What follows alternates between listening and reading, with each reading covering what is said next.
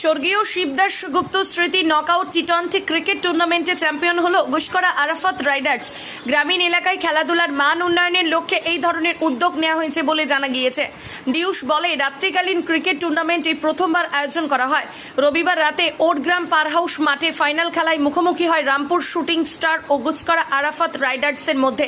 এদিন টসে জিতে প্রথমে বোলিং করার সিদ্ধান্ত নেয় রামপুর শুটিং স্টার। জবাবে ব্যাট করতে নেমে আরাফাত রাইডার্স 20 ওভারে 177 রান সংগ্রহ করে।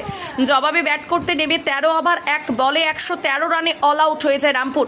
প্রায় এক মাস আগে এই টুর্নামেন্টের সূচনা করা হয় ওটগ্রাম পার হাউস মাঠে। রবিবার চূড়ান্ত পর্যায়ে ফাইনাল খেলা অনুষ্ঠিত হয়।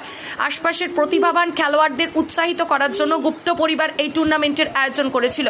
আইপিএলের ধাঁচে ক্রিকেট টুর্নামেন্ট শুরু করা হয়।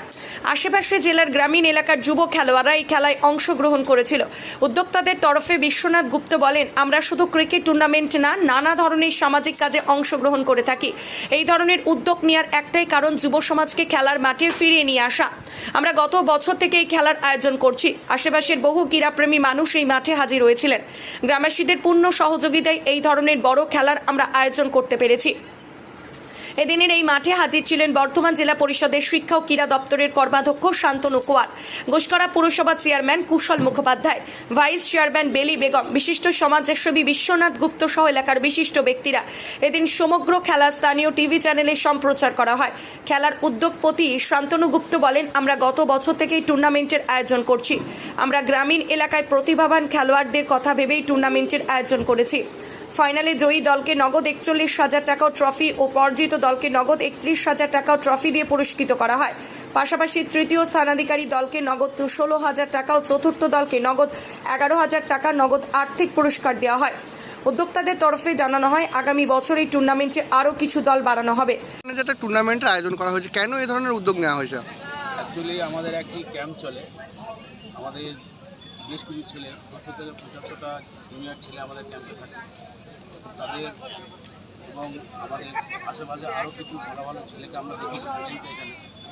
তাদের নিয়ে এই একটা উদ্যোগ বড় করে আমরা এই টুর্নামেন্টটা করছি। যারা এখানে এসছে জুনিয়র ছেলেরা বা আশেপাশের ছেলেরা, তারা এই যে বাইরে কলকাতা খেলার ছেলে বা বাংলা খেলার ছেলে বা এখানে আইপিএলও খেলার কিছু ছেলে আসছে, তাদের খেলা দেখে যারা আরও উৎসাহিত হতে পারে, সেই জন্য আমরা এই টুর্নামেন্টটা আয়োজন করেছি। আর নাইটে করার উদ্দেশ্য হচ্ছে, আমরা আশেপাশে দু একটা টেনিসে নাইটে খেলা দেখেছি, কিন্তু ডিউজে আশেপাশে কোথাও এই টেনিস খেলা হয় না।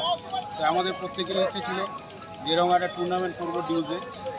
সেই উদ্দেশ্যেই আমরা এই একটা বড় আয়োজন করেছি এবং প্রত্যেকের সহযোগিতা, বিশেষ করে আমাদের শান্তনু যে রামপুর শুটিং স্টারের ওনার, তার অন্তিম সহযোগিতায় আমাদের এই যে এত বড় একটা আয়োজন এটা সম্ভব হয়েছে। এবং আরও অনেকেই অল্প বিস্তর সাহায্য করেছেন। আরাফাত রাইডার্সের ওনার এই দুই টিমেরই আজ ফাইনাল খেলা হচ্ছে।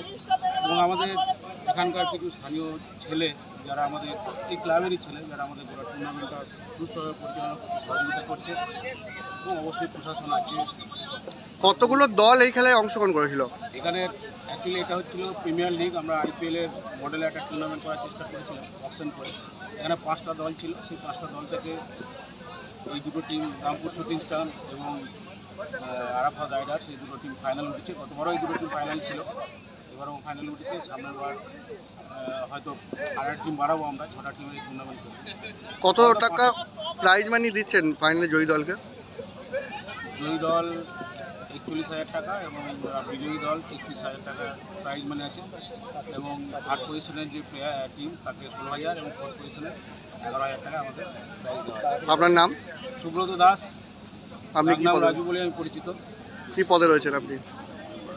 আমি এইচডি কমিটির একজন সক্রিয় মেম্বার, এইটুকুই। এলাকায় এই ধরনের ডিউজ বলে যে টুর্নামেন্টের আয়োজন করেছেন, কেন এই ধরনের উদ্যোগ? আজকে এই যে টুর্নামেন্টের আয়োজন করা হচ্ছে, অ্যাকচুয়ালি অন্য কিছু নয়। আজকে দেখা যাচ্ছে বেশিরভাগ ক্ষেত্রেই আমাদের যুব সমাজ সমস্ত মোবাইলের প্রতি আসক্ত হয়ে যাচ্ছে। তাদেরকে মাঠে আনার জন্য, তাদেরকে মাঠমুখী করার জন্য এই ধরনের খেলাধুলার আয়োজন করা হচ্ছে। এবং এই খেলাধুলার মাধ্যমে যাতে আগামী দিনে ভবিষ্যৎ প্রজন্ম যাতে ক্রিকেট, ফুটবল এই সমস্ত টুর্নামেন্টের প্রতি আসক্ত হয় মোবাইল ছেড়ে, তার জন্য তাদের উৎসাহ প্রদান করার জন্য এরকম সামাজিক এবং অনুষ্ঠান আয়োজন করে তাদের উৎসাহ দেওয়ার জন্য অনুষ্ঠান আয়োজন করা হচ্ছে। কোন কোন দল ফাইনালে উঠেছে আজকে? এটা অ্যাকচুয়ালি ঘুষকরা কৃষ্ণনাথ ক্লাবের পরিচালনা এবং এসডিপি টুর্নামেন্ট কমিটির সহায়তায় এখানে ফুটবল ক্রিকেট ম্যাচের আয়োজন করা হচ্ছে। এখানে আজকে উঠেছে ঘুষকরার আরাফাটি স্পোর্টিং ক্লাব ও রামপুর শুটিং স্টার ক্লাব। এই যে খেলা, এই খেলা যে আপনারা উদ্যোগ নিয়েছেন, এই ধরনের উদ্যোগ নেওয়ার পেছনে যুব সমাজকে একটা জায়গা করছেন এবং এর পাশাপাশি কি বার্তা দিচ্ছেন?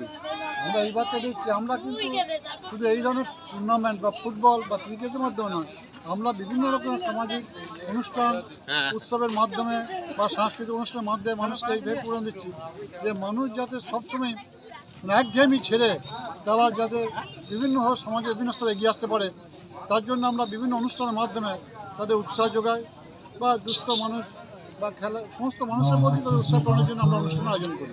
আপনার নাম? আমার নাম বিশ্বনাথ গুপ্ত, আমি এই এসডি গুপ্ত টুর্নামেন্ট কমিটির পরিবারের এক সদস্য।